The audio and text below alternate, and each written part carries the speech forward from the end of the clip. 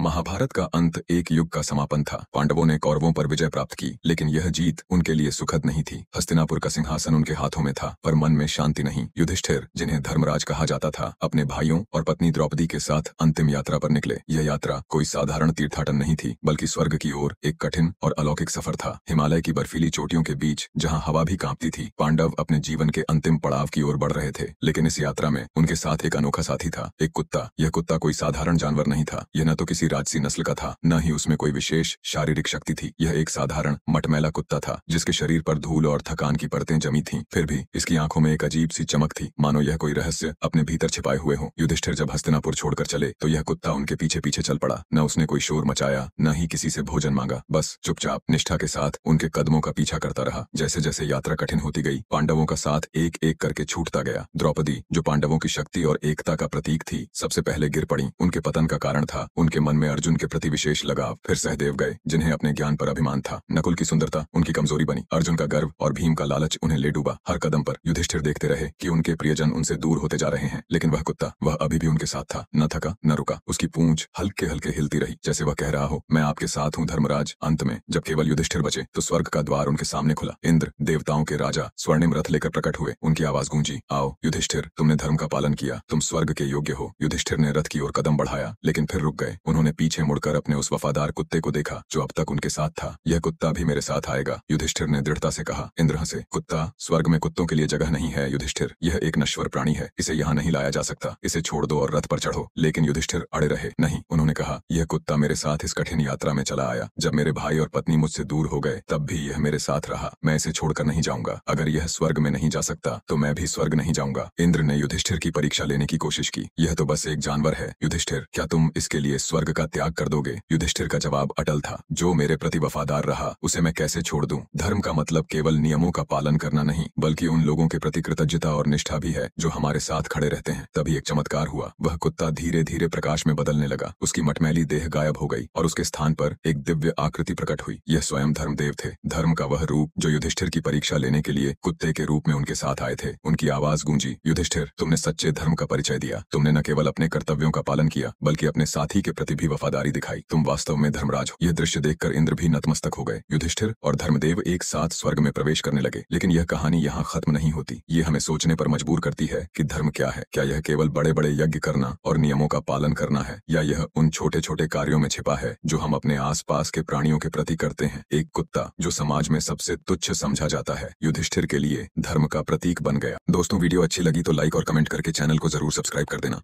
आपका बहुत बहुत धन्यवाद।